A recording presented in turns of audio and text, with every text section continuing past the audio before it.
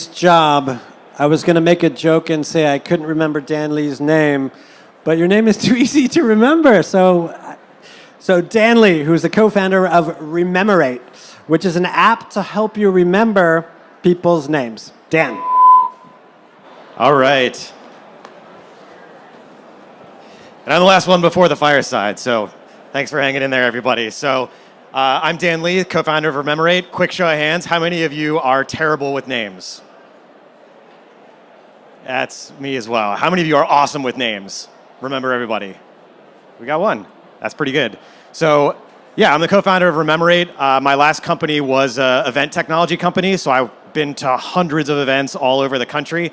Everything from like working on the floor of the New York Stock Exchange to going to an event at the Playboy Halloween party in Los Angeles. So over that time, I met hundreds of people working events, interacting with people at those events. After that, I went into international licensing and traveled to 10 different countries, starting businesses there and meeting new people. There's one thing harder than remembering names here in the US. It's remembering names that are in other languages that you have no idea how to pronounce, let alone spell. So during that time, I met my co-founder actually on a plane, and we decided to start Rememorate. His background is in commercial roofing, completely opposite side of the business spectrum from like the New York tech scene. So it's been a great partnership between the two of us.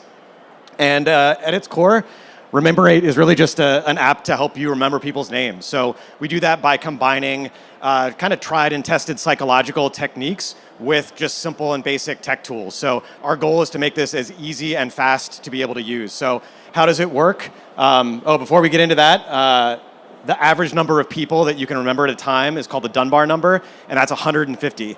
So some of you might think, oh, I'm not great at names, but you can think of 200 people that you know. Well, guess what? You're above average already, so you're doing pretty good. But we meet between 8,000 to 80,000 people over the course of our life. So remembering 150 of them is a pretty small number and a lot of missed opportunities. So the way the app works, it all starts with a photo. So we're trying to make it very easy to capture a moment, and a photo is a great way to be able to jog your memory and get those extra triggers. When remembering a name, the biggest, most important thing you can do is make a conscious decision to remember that name. That's 50% of the job right there, saying, yes, I want to remember your name and I'm going to make an effort. We can't do that for you, but that's the first leap. We can help you with that other 50% to give you lots of different associations to be able to pull it up. So the first step, it starts with a photo. That could be a selfie with a person. If you're at a party over drinks, it's a very natural thing to do. If it's an awkward situation at a social thing, take a photo of your foot or the drink or the dinner, anything that gives you that photo to help pull you back to the time and place that you met that person. Or my favorite one is taking a photo of a business card, because what happens with that business card is that it scans in the text, makes it all searchable, puts it into the appropriate field, and then pulls social media. So it'll actually find if they have a public LinkedIn profile or a public Twitter profile, and we'll pull that information right into the profile as well. There's also a section for notes and mnemonics, as shown here, where basically it will give you the opportunity to put in whatever reminders you have that you're probably already putting in your own like little side notes thing of, okay, I met this person, or write it on the business card, or do whatever you need to. You can put that into the app here, but it's all searchable. You see the little microphone? The microphone just means you tap that and you can do a voice memo. So do a quick recording and say, hey, this is Joe. We just met at Tech Day. Awesome, he runs his own company. All of that text is going to go in there and be searchable. So you type in company, it'll pull up that person in the list of contacts. After that, you have all of these different associations to be able to remember. So my personal favorite, outside of taking a photo of the business card, is that it pulls in the GPS data of all of your contacts. So that means if you add 5 people here at the Javits Center, you can zoom in on the map to the Javits Center, see the photos that you added there, and then you've narrowed it down to a list of the 5 people or the 10 people you've added. So at its core, that's it. That's Rememorate.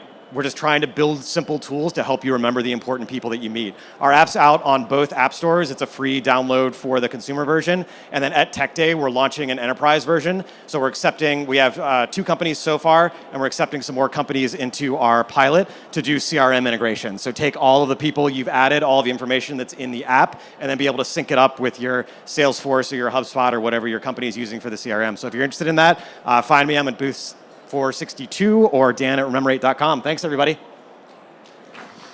Thank you, Dan. I have a quick question. Does it change that Dunbar number, or does it sort of, make it redundant?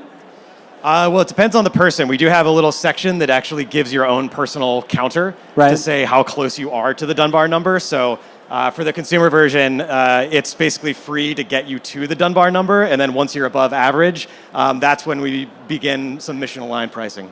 All right. Thank you. Thank you. I think if you grow a fantastic mustache, it's easier to remember your name too. So It definitely... I don't know if that was a tactic of yours. So that's the